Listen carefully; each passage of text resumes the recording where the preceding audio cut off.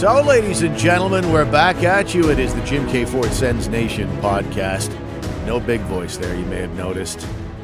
Alas, you have served us well, big voice. We hardly knew you. It is Steve along with the coach, Greg Kennedy, and we're coming at you just about an hour away from the Senators' loss to the St. Louis Blues by a count of 4-3. Bit of a third period collapse there. We won't break down the game too much, but we'll get into it a little bit as well. The road trip is now 3-2 in favor of the Sens as far as their record goes. We'll talk about a bunch of different things. Brady Tkachuk back in the lineup, probably the big story of the week, and much more. Greg, how are you doing today? Good, Steve. Yeah, it was an unnecessary loss this afternoon, this evening, whatever you want to call it, to St. Louis. I was thoroughly disappointed with the third period. Just too many mistakes, too many passengers in the third period, glitches, and fritter away a 2-1 lead and lose the game. It was unnecessary. That's the best word for it. An unnecessary loss. Yeah, some real breakdowns, and some of the guys in the core were a part of it as well.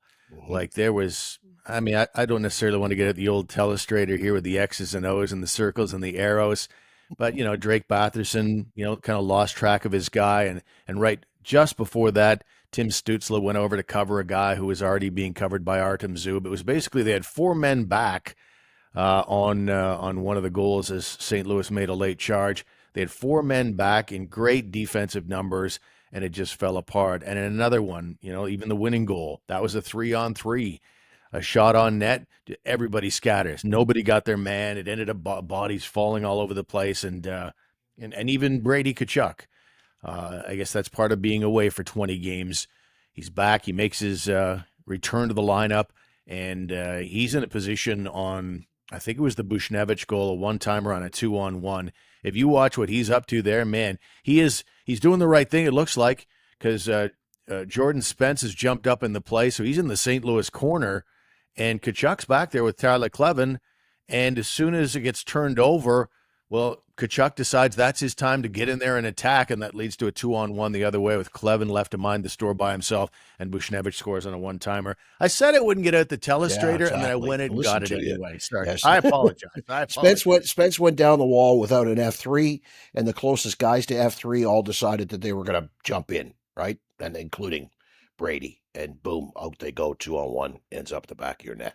It was bad. It was an unnecessary loss, Steve. That's all. I really like that term. I'm going to start using that a little more often. Really a game you shouldn't have lost. That's right up there with what we used to call a come-from-behind tie. That's a come-from-behind tie and an unnecessary loss. Those are my two good ones now. Yeah, that seemed to be a game they should win, and I think St. Louis was 0-8-1 this season when they were down going into the third period. Well, they're off that particular schneid. And as long as I got the telestrator out, I would argue that the Tkachuk isn't just an F3 there. He becomes the D2 effectively, just, depending on how you look at it, right? It's not just a guy who's playing high. Yeah, he should have dropped back and become effectively the second defenseman until Spence has a chance to regroup and get back in position. But anyway, don't want to break it down too hard in a podcast because, well, quite frankly, it gets a little dry after a while. Yeah. But yeah, I mean, it was just a game that was there for the taking. And certainly it was a short and sweet post-game press conference from Travis Green.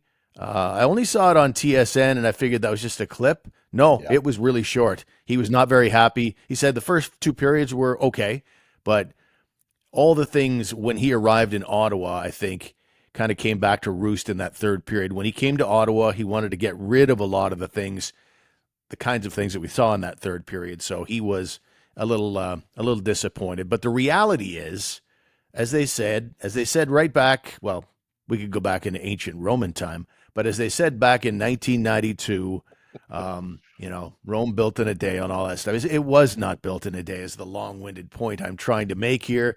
You have a lot of young guys on this team, and there's been some fluctuation with Tkachuk back in the lineup.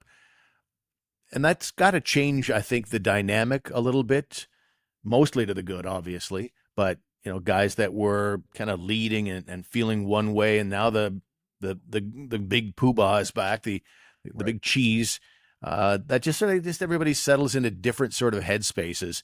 And so in that third period, like I say, a lot of those defensive gaffes kind of came back to us. It's impossible, though, for that to just change and be perfect overnight. No team is perfect, but particularly a team is still learning its P's and Q's. Yeah, and I wonder how much the team turkey dinner might have had to do with it too, right? Like you never know. You're on the road. You're in the middle of a long road trip. You have a large team gathering for a meal. I don't know many people that go diet when it comes time to eating the turkey, and maybe that had an effect on them too. And maybe some players play a little differently. Oh, Brady's back. Maybe I don't have to do this so much. I don't have to do that so much. I don't have to put out quite the same effort. So that might have seeped into it too from a psychological standpoint. Marilyn in net versus Ullmark in net. What effect does that have on the team? There's things that factor into it, but just in the end, that's a team you should beat. I don't care if it's on the road or not. That's a team that you should beat, and they didn't get the job done. Period. Yeah, a little bit sloppy, old habits creeping in. And that's a certainly a good point in that it's not exactly the best of lead ups. When you think about the victory over Vegas, and that game's over with a shootout. It was over probably around 12:40 or something like that, 12:45. And so now you jump on the red eye to get to St. Louis. They flew all night. It's basically a 3 hour flight and tack on an hour on either side or whatever. And they got in around 5 a.m. And then they have I assume I believe, I'm not sure they all did, but it sounded from Brady Tkachuk on his podcast Wingman that all the guys were going over to the Tkachuks for a Thanksgiving Day party, which almost certainly involved a lot of food, maybe a few beverages, and a lot of sitting around watching football and digesting gravy and tryptophan and whatever the hell that thing is in turkey that makes you sleepy. So you think about that. You think about everything that happened between the Vegas Yeah, game and this one. I suppose a little glitchiness by the third period can't be the biggest surprise in the world. exactly. Perfect. Anyway, Turn the page, that move on. is Let's talk that is about mo- Brady. yeah, yeah. Brady Tkachuk back after missing 20 games. Had thumb surgery on October 13th, so missed 20 games. Got an assist in the St. Louis game. Also had that pretty big defensive gaffe that I just alluded to. But all in all, it's and it's on. The good news is that it's on the light side. It was closer to the 6 week mark than the 8 week mark, so it's good to Mhm. get him back. And while they did play well while he was gone, you have to look at it as just nothing but a massive plus because things are so damn tight in the standings. They entered play against St. Louis on Friday afternoon, just 2 points out of first, and their record was good without Brady Tkachuk. And so all things are light and airy. But if you look, and we all tend to look up, right? Oh, what can we do next? We can catch Tampa Bay for first in the Atlantic with a win today. But you sometimes forget about those objects in the rearview mirror, which are closer than they appear. While they're only 2 points out of first leading into the game today, they were only 2 points out of being completely out of the playoffs. So Brady Tkachuk's return to the lineup, I mean, it couldn't have happened too soon. Yeah, and let's face it, when he went down, we all were saying, okay, let's just tread water. If they can go 500 while he's out, then that would be good. They've done far better than that, better than anyone probably expected they would do while Brady was out of the lineup. Think of it, this team really gelled and found their game, or refound their game, while Brady was not even in the lineup. So now you slip him in there. That's a nice spot for the coach to be in. Where do you use him? When do you use him? How much is he going to play? I thought that the choice for line mates was perfect. I really did. I was thinking you don't want to touch uh, Stutzla and Batherson up there. Like that line's been doing really well with Perron, and of course the Pinto. Um, why am I drawing blanks? Pinto, Giroux, I'm audio. and Amadio. Amadio have just been super. So where do you put Brady? And it made sense to put him where you put him because you're hearing all the talk about you put Brady back on the top line, you shuffle some people around, and you end up with everybody's take on it. It seemed to end up with Zetterlund's on the fourth line. I think the way they did it this way, instead you kept Zetterlund in the lineup, playing a few more minutes than fourth liners, obviously, and gets a chance to contribute and scored again. 3 goals in 4 games. You're a hockey coach, so you look at your game, You've got 360 minutes to play with. The game starts, I've got 360 minutes. I know 60 of them are going to my goalie. I know 4, 6, or 8 are going to some guy sitting in the penalty box. I know 25 are going to Jake Sanderson, let's say. Well, now I've got Brady Tkachuk coming in. Where do I fit his 17 to 18 minutes in here tonight? Somebody's going to lose minutes. It makes sense that it's the fourth line. I don't necessarily want it to be Zetterlund because he's been playing well. So I just think that I really liked what Green did where he chose to play Brady with Cousins and Zetterlund. I thought the line played well. I thought it was a really smart play. Yeah, Zetterlund is heating up, like you said, and that's good to see for sure. And with Brady Tkachuk into the lineup, somebody's got to come out. In fact, somebody's got to come right off the roster, Mhm. and it's Hayden Hodgson who stays around. Meanwhile, it's Stephen Halliday who gets sent down to the minors.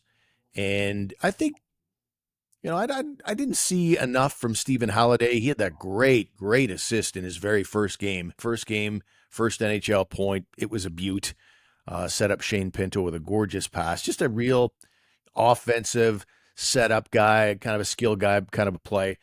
But I don't know that I've seen enough from him where I say he's got to be in the NHL right now. Mhm. And in fact, if Stephen Halliday's in the NHL, you probably want him in an offensive thrust type of position, not grinding it out on the fourth line necessarily, though he did produce some chances in that role. But I think that's with Tkachuk coming back in, they had to put someone down. And were you surprised it was him and not Hodgson? Or but beyond that, what do you think of Halliday and how he Well, started his NHL career? I like Stephen Holiday, and I was a fan from the get go. I even thought that he might have been a possibility to play in the top 12 back when we were discussing rosters in the summer. The problem is they're two totally different types of players. But Hodgson, the way Hodgson plays the game, the way Holiday plays the game, and towards the end of training camp, when you and I were discussing cuts and who you're going to keep and who you're not going to keep, it was down to about 6 guys for the last 2 spots, and we talked about it all comes down to what type of player you want in that 12th, 13th forward role. If you want to be a tough physical guy, you're going with Hodgson or at that time McEwen. If you're going for a skill guy, you're going for Halliday, or maybe it's a like Sell. If you want like a 200 foot game guy, maybe it's Yannick. Those were the kind of discussions we were having, and the decision was obvious. Then they want that guy to be a tough, big, physical player because they chose to trade McEwen and brought in McDermott to play that role, right? So I think that's what it comes down to here is we think now you can read Travis Green, you can read the Senator mindset that they want that guy to be a physical player. So that kind of spelled the end for Halliday. And I don't have a problem with him being in Belleville. He's going to play in the top 6. He's going to play power play. He probably kill penalties. He just continues to develop and produce and become an offensive player so that when he does come up and he is ready to play regular, you can slot him into your middle 6 instead of playing him in the bottom 3. So to me, it made sense that Hodgson stayed, that Halliday went down. I think Hodgson's a better skater than I gave him credit for. He's, Mm. he gets around okay. So his forecheck is good, and he can be there if you need a fight. He's not going to be the nuclear deterrent that McDermott is. It's interesting with McDermott, with Zach McEwen and Hayden Hodgson, they all have their own strengths. Obviously McDermott was traded, or McEwen was traded to bring in McDermott, but McDermott is clearly the best fighter. McEwen has clearly got the best hands. Like he's got really good hands. And then you got, I think, Hayden Hodgson, whose strength is skating. He's just a fast skater and Mm. gets where he needs to be to, if you're going to forecheck, you need to get there to forecheck. I look at McDermott on that fourth line, and he's just not a good skater.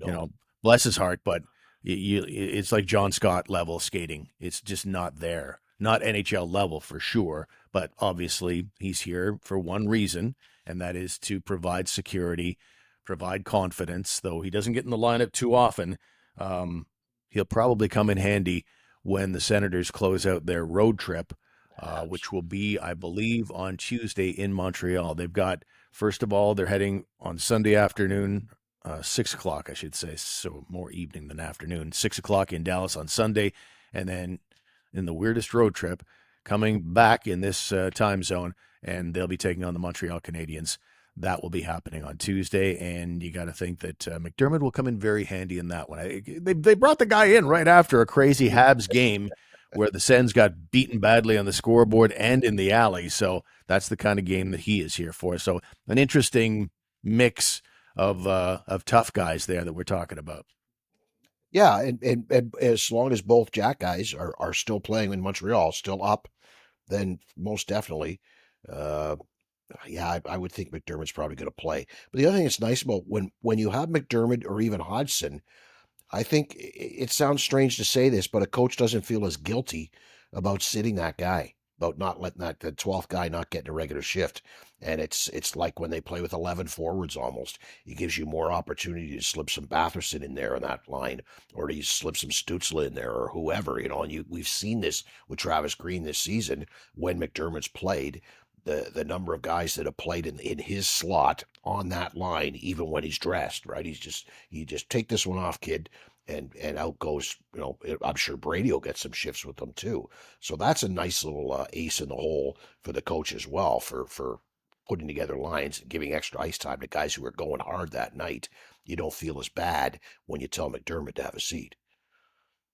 Yeah, and that's true of Halliday too. If he's still here and, a game where we're not necessarily going to play him that much, I think that's the bottom line with Halliday. He goes down where he can actually get the huge Mhm. minutes and big situations with all the top line mates.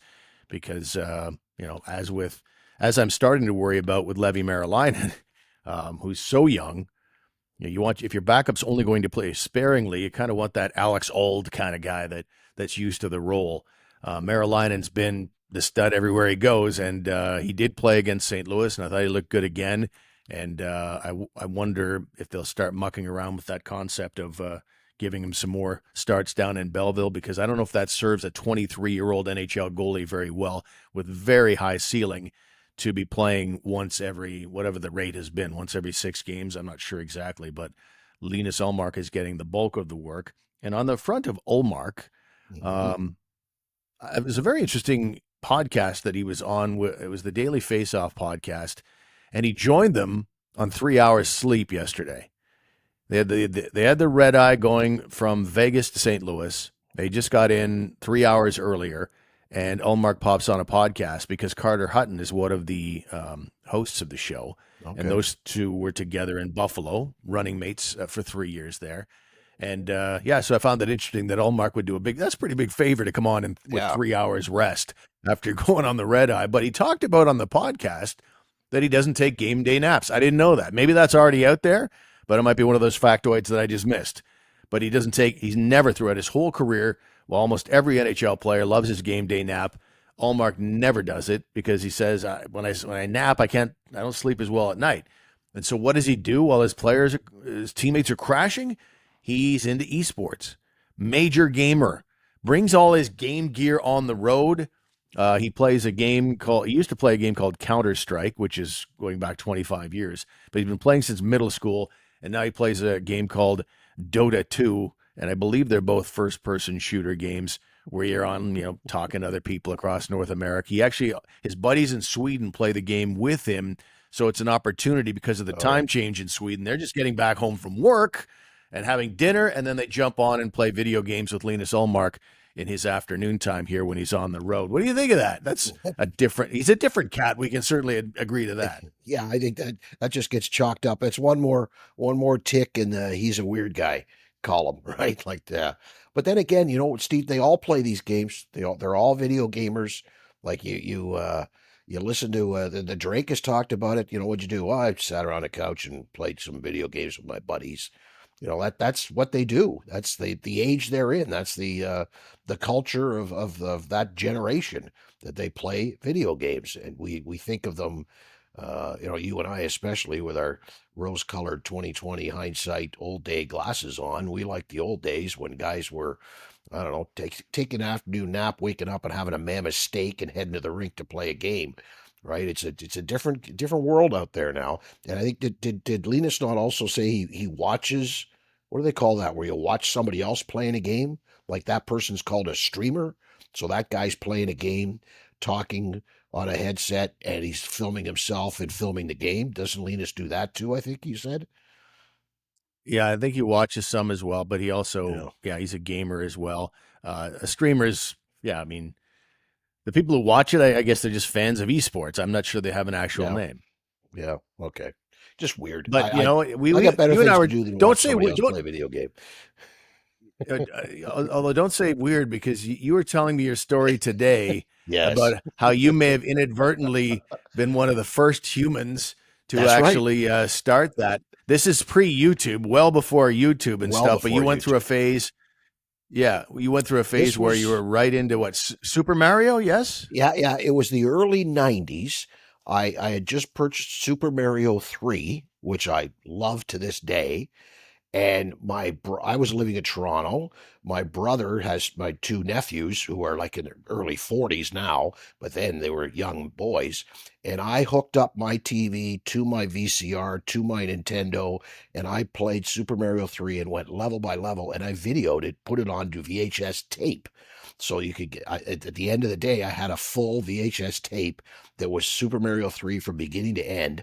I sent it to my brother to share with my two nephews so they could learn all the tricks and where all the stuff was hidden. Next thing you know, guys that my brother's working with are like, "Hey, you got to burn me a copy of that. I need that for my kids." And guys that my kids that my nephews are going to school with are like, "You got to burn me a copy of that. I need help with this level." So I was a streamer before there even was such a thing as a streamer, Steve. We just realized that today. That was the first time I've known this, obviously, that I did this, but I didn't realize that, yeah, I might have been one of the first people to ever do that. I missed out on a calling, Yeah. Steve. Yeah, that was just as the internet was getting going, and certainly YouTube wasn't a thing yet, and video wasn't really much of a thing yet on the internet at that stage. But it was a network all the same. Mhm. It was a network all the same, just all your cronies and stuff. And you finished the game, I assume. That's why Of course. people wanted to Yes. see it. Okay, Yes. yeah, Yeah. all right. There's Moving right nice along. I finished digression there. Mike Tyson's Punch Out. Let's get it back to sports. That was Okay. the There you game go. that nobody on my street could solve except for me, and they were Well keen done. to watch me go. Thank you, thank you. We have digressed. There's no doubt about that.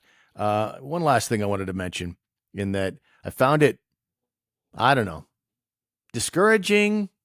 Maybe that's the word. Not sure. But we've talked before in the podcast, and most of the listeners know that there aren't that many reporters, if any, going on the road anymore. We know that Dean and Gord stay back in Ottawa. The 7-game road trip that you're hearing on the radio, that's all being called from Ottawa right now. And the reporters, the beat reporters, only occasionally, if they have a big story or something they're working on, very few of them are going on the road as well. And when Brady Tkachuk held his media availability, Jackson Starr, who works for the Senators, got a one-on-one ringside with him, which was cool. But that was it. And so in order for the Ottawa media to talk to Brady Tkachuk, it all set up like he was, I don't know, a free agent that just signed with the club and he's vacationing in Cabo right now, and so does a Zoom call with the Ottawa media back here.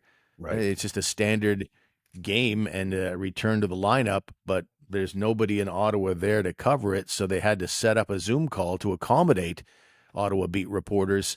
You know, I shouldn't say much because generally speaking, I'm working on the hockey news, and I'm by comparison at arm's length. So I get it. I get the realities of the situation, but it just watching Brady Tkachuk doing a Zoom call with the Ottawa media in season, I thought that was, I don't know, discouraging, like I say. Yeah. It's a sign of the times, isn't it? It's a sledgehammer to the head. Oh, yeah, right. That's the way things are now. I can remember the old Yep. days when we had. I can remember when we had three newspapers in this city, and each newspaper had one guy who followed the team all year and traveled with the team. Right? That each newspaper had a columnist. It's think of it in Toronto or New York, all these big media outlets, big sports towns. Even they're the same way. The Leafs radio broadcasts aren't done live these days. It's sad, and there aren't. The budget's not there because the revenue's not there, the budget's not there to send a reporter to follow the team and file a game report from the site of the game. So yeah, something big Yeah. happens while the team's on the road. There's no press conference with a bunch of cameras and a bunch of reporters in the room because they're just not there. So you end up having to do it via Zoom. it's a sad. It's the way it is, and it's sad. When we come back on the program, we're going to be joined by Ottawa Charge captain Brianne Jenner. And the timing is excellent because the Ottawa Charge season has just begun. And in their second game of the year, their first win of the year, Ottawa beat Vancouver 5-1, and Brianne Jenner tied a PWHL record with 4 points in that game. So we're going to talk to Brianne Jenner coming up after these words. Up on the housetop, oh, hey, it's Steve here for Celebrate. Yeah, I'm just putting on my old school Christmas lights with these obnoxious little plastic clips in minus 30-degree temperature at the top of this ladder 12 feet off the ground. No, I'm not doing any of that anymore. No, sir. Celebrate.ca. I urge you to check them out today. Celebrate is your permanent holiday lighting solution. So many options. St. Paddy's Day green, Team Canada red and white, orange for Halloween, and the beautiful colors of Christmas. And Celebrate is all controlled from your smartphone. And Celebrate's installers were absolutely fantastic and professional. I urge you to check them out today. Celebrate.ca. It's a wobbly ladder.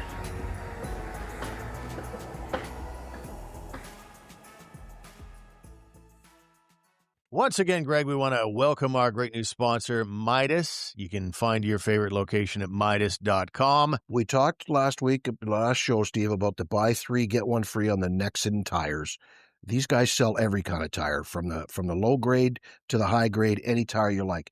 But the best part is, no matter what tire you buy, you get a lifetime warranty on this sucker, right? If you get a flat, all you got to do is go into Midas, anywhere in North America. If they can repair it, they'll repair it for free. If they can't repair it, they'll replace it, Steve. Brand new tire, free of charge. All you got to do is pay for somebody to install it. So I'm saying this time of year, it's the right time of year. Get into Midas, get your tires. Orleans, Bank Street, Bronson, Bell's Corners, Gatineau. Hit up a Midas and get some new tires.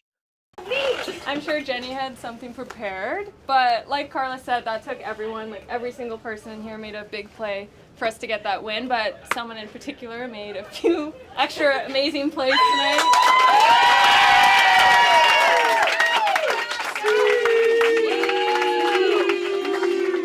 Oh, it's all deformed. Got it. That was really fun tonight, ladies.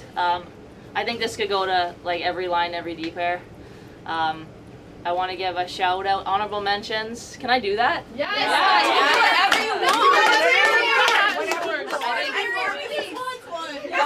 Coming into this league, like it's a whole nother level. So to all the rookies in your first 2 games, you guys have done awesome. And HMs to the rookies and to my line mates. So there was the scene on, I guess that's Wednesday night, as the Ottawa Charge come up with a 5-1 victory over Vancouver. Brianne Jenner, the team captain, ties a PWHL record with 2 goals and 2 assists, 4 points. And I think this is pretty much a perfect time to have her on, as the Ottawa Charge, they're a couple of games in now, but they start a new season here. She is, again, the Charge captain. She has represented our nation, I believe, if my math is correct, on 16 occasions, a bunch of gold medals in there as well. Very pleased to meet and welcome to the program, Brianne Jenner. How are you, Brianne? I'm great, Steve. How are you? I'm very good. I mean, you must be in a great frame of mind. The morning after a night where you tie a record with 4 points in a PWHL game, was it just one of those nights where everything seemed to fall your way? Well, I think it was just one of those nights for our team. Honestly, it was such a great team win. We were a little unsatisfied after the home opener. Obviously, you want to start your season with a little bit more of a bang, but I think that we responded so well last night, and it was so much fun to be out there and just be a part of it, and nice to get a first win of the season, especially in front of our fans. You had a bit of a shuffle. You moved to center. I wonder, is based on your 4-point performance, I would say that would be a successful experiment. But what's your feeling about the move to center, and do you think that's something that will continue on here? Yeah, we'll see. I mean, up until the sort of the last 4 or 5 years, I was a centerman for most of my life. So, I was probably a little rusty, but it kind of felt comfortable getting back to that position. And it was obviously being able to play with Leslie, who's come in and just I think she's skating so well. She's so dynamic, and playing with Meixner too. She's just such a reliable player for us and a great shot like we saw last night. So it was fun. It was fun to be reunited. Rebecca and I played on a line way back in the old pro league, the Canadian Women's Hockey League, for a season. So cool to reconnect and have that chemistry again. So yeah, I mean, and clearly a fairly successful experiment from your head coach Carla McLeod. And I wanted to ask you about her in that did you guys ever connect as well as players, like really early on in your career? Did you and Carla ever play together? Yeah, we did actually. I was really lucky. My first year with the national team, I was 19. It was centralization for Vancouver Olympics. I didn't end up making that team. I don't think I was quite ready yet, but I got to play that season with a lot of vets in their final year. So McLeod's, Storks, Becky Keller, Cheryl Pounder, Wickenheiser, Hefford, Willette. I mean, they went on to play a few more years after that, but a lot of that kind of core veteran defenseman I got to have one season with. So it was really cool um, to have that season. And obviously, she's gone on to do great things in the coaching world too. Is that a weird dynamic going from being someone's peer to being one of their players? I don't think so. No, I mean, I think it's just really exciting that we have so many great female players that are getting into coaching now.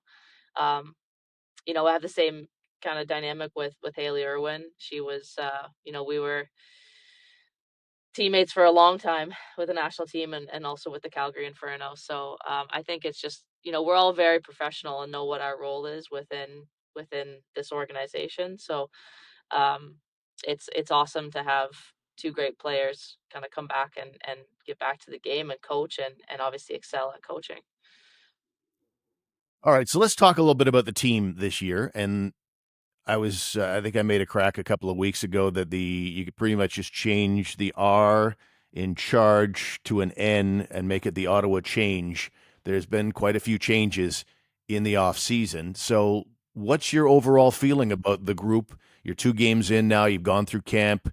You've got a good feel for it now. What's your general feeling and optimism about the Ottawa Charge for the 25-26 season? Well, I think our core identity is stayed the same in terms of the style of play. Um, and I think the players that we brought back haven't had that experience of the playoff run and knowing just what it takes and knowing the style of hockey it takes and the details. I think that's really going to benefit us in this season. I think in this league, we've learned in the first 2 seasons that every single team can win on any given night. Like you really just have to show up. You can't ride your coattails and expect that one win will translate into another. Every team is very strong, and well, first 2 seasons, I mean, it came down to the final regular season game to decide pretty much all the playoff seeds, and then you had a seed 3, 3, 4, going to the final last year. So I think we've learned that. I think every team knows that it's really just put the last game in the rearview mirror and focus on whatever's in front of you that night. Yeah, it's a little like I'm thinking in the comparison to the Senators, same sort of thing. It's good to get that first taste. The Senators make the playoffs for the first time in 7, 8 years, whatever it is, and that kind of serves you well the following season. I guess there's a bit of a similarity there for the Charge moving into this season. That there's lessons that were learned that should help the returning core. Yeah, absolutely. And I know we got real close last year, really, really close. So I think that's fueling us, but also giving us confidence for players coming back, and we've got some great pieces that were added to the mix in the off season too. We couple games in, and I think you're seeing what our rookies can add to our lineup, and I think they're doing a great job so far. Yeah, I was thinking about Rory Gilday. so physical for a young rookie, and also I believe also from Cornell as well. Like, have you guys swapped old Cornell war stories or anything like that? Yeah, we chat about where we both loved our time at Cornell, and she had an amazing career there. So we were actually at an alumni event in the fall together. So that was fun to actually be on campus together. Yeah, we were just chatting yesterday about our favorite coffee shops in Ithaca. So we like to reminisce and talk about the Big Red, and I'm sure we'll be obnoxious in the dressing room when they're playing Harvard or playing Quinnipiac or whoever, because we got some alumni from there. So it's a cool tie to both have played for the Big Red for sure. And your numbers were just outrageous at Cornell. I was just looking at them this morning before I had you on. Holy moly! Um, I mean, the women's hockey. It's sometimes it's scoring can be from a team perspective, individual perspective, it can be a challenge. But you're putting up like over 2 points a game in a couple of those seasons, like a 70-point year with Cornell. Like, you must look back at those times as just magical. I do look back at them as magical. I'm not sure for like the stats. I think the memories and just the teammates that I had there. College is a really special time. It's a really fun time, and like playing for your school and playing for your community is something that's really really cool. Um, but I think, I mean, I was a player that when I went to Cornell, like I followed Rebecca Johnson's footsteps. Like, she was the first kind of big player to go there and really kind of set the bar for the program. And by the time I arrived, it was a well-oiled machine, and I had an opportunity to play with some really good players. Like, I got to play with Johnny for a few seasons. I got to play with Jill Saunier. Just lots of really good players. So I feel like I was a bit of a beneficiary of that as well. What was it like to fire on the maple leaf for the first time? You throw on that Team Canada jersey. Was it U18s? Was the first time? U18s. Yeah. Yeah, What was U18s. Actually, here in Ottawa was my first game in that jersey at U Ottawa. and what was that like? That feeling of being, wow, I'm not just, a great collegiate player or, one of the best minor hockey players in my hometown and all that. It's like, now suddenly I'm representing my country. What's that feel like for the first time? Put into words, it was a childhood dream. I remember I had like a Canadian flag on my ceiling over my bed growing up, because that was, the dream. That's what I wanted to think about every night. So to actually get that opportunity the first time was really surreal, and it's been I have to pinch myself. The amount of memories and opportunities that I've been able to have in that jersey are really special, and I certainly don't take it for granted. So many medals and so many trophies. Like, is there an entire room in the Jenner household where all those medals and trophies reside? No, our rooms are filled with toys right now. The kids toys everywhere. That's what's filling the rooms. Nice, nice. How's the juggle? Like, family life, the rigors and demands of a pro hockey player, everything going well? Yeah, it's you know what I'm so lucky. It's so fun. Um, it is a juggle. Like, parents out there that might be listening, obviously, it's always a balance. But I've got a great partner, and we've got great support around us, great friends and family, and even teammates too that help us out when we need it. So my kids are so lucky that they have such great role models around, and they're always taken care of. So it's a balance for sure. When you're on the long road trips, you miss a lot at home, but try to make up for it in the off season, and try to be as present as I can be when I am home. Yeah, certainly parenthood is the ultimate mentorship. And there's also the mentorship of being a captain in professional hockey. And I wonder, how does that role suit you? Wearing the C, I mentioned Rory Gilday, you mentioned a few of the other rookies, being a mentor as a hockey player. Is that a role that you've embraced and enjoy? Yeah, it's an honor, and it's absolutely something that I consider a privilege, something that I embrace. I know the impact of that I've had playing with great leaders and great teammates, and just how that can kind of elevate the whole experience when you're in a dressing room with a good culture, and girls that you want to work hard for and play with, and you genuinely care about. That just makes that's what makes it the dream job, honestly. So um, I think we're really lucky in our room that we have a lot of great leaders. I'm super lucky in the assistant captains that we have, and been able to be their teammates for a long time. Joss and I, had kind of grew up in the national program together, and learned how to become leaders together. So I certainly look up to her a lot, and she's brought so much to our team, and obviously Clarky, just someone that just has her teammates respect with her work ethic and the way that she carries herself. So I feel pretty lucky in what we're surrounded with. And How pumped are you that the PWHL has been so successful right out of the gate? Here we are in year 3, and you come at it from a different perspective as well, because you were also part of the group that's putting, part of the board of directors, I think it was, helping to actually create this thing.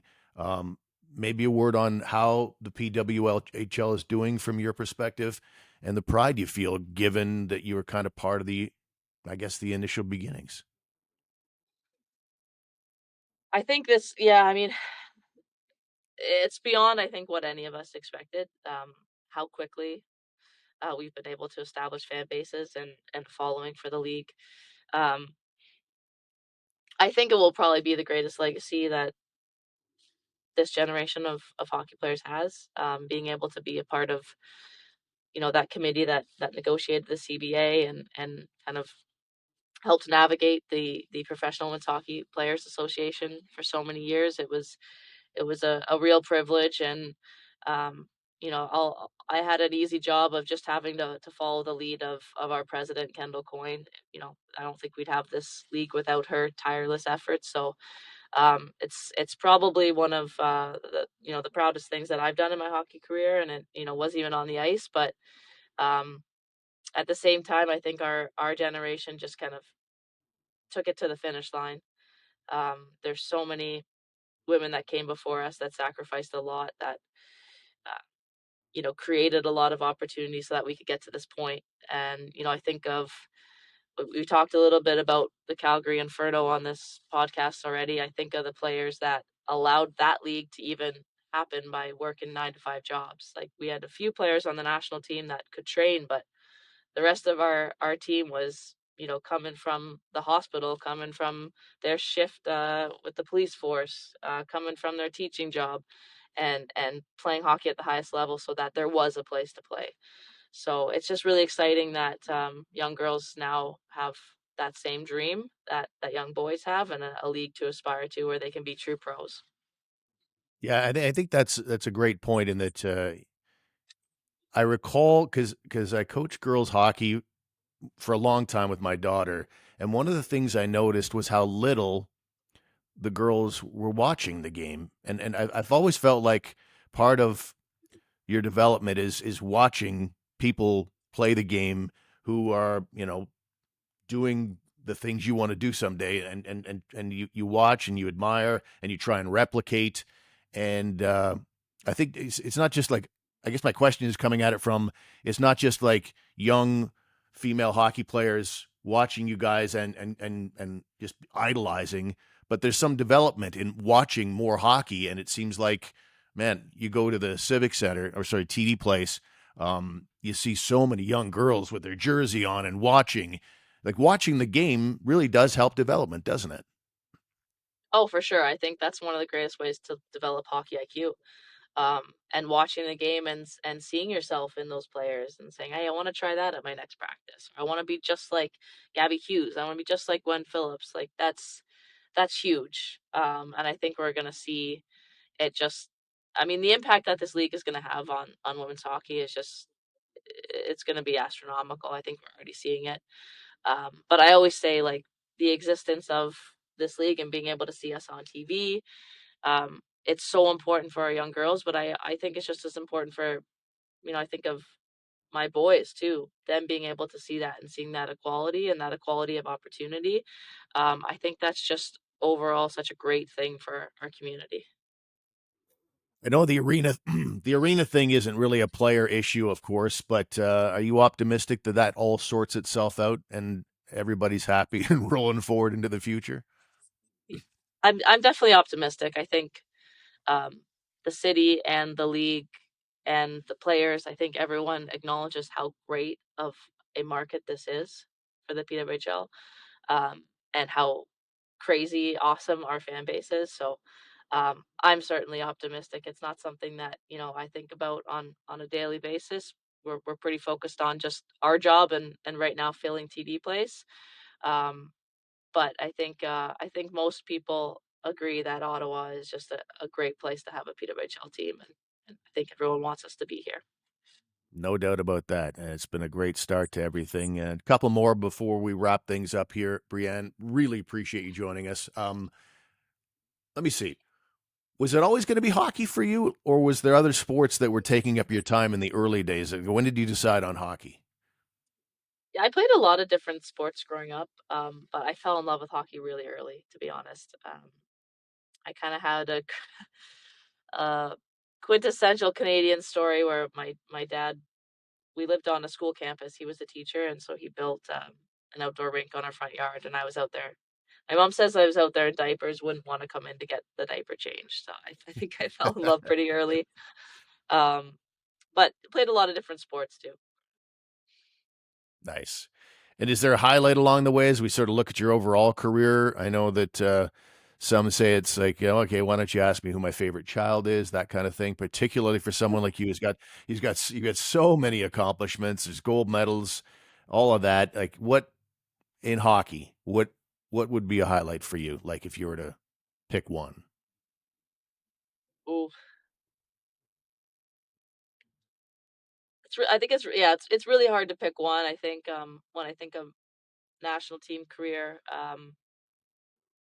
we had a long drought with the national team of gold medals, and we did a lot of kind of soul searching and made a lot of big changes to our culture, and I think being a part of that, um, with the players I grew up in the program with, and being able to go on a good run of gold medals after that is probably something that really sticks out in my mind. So that kind of Beijing Olympic year, um, that's a great memory for me. And then I think it's hard not to say just being a part of the this league, helping it get off the ground. And I think that first game in Ottawa, not knowing when we walked out of the tunnel what we would see, and to see that place full and loud, and yeah, I think just the chills that I got in that moment is something that will stick with me for a long time.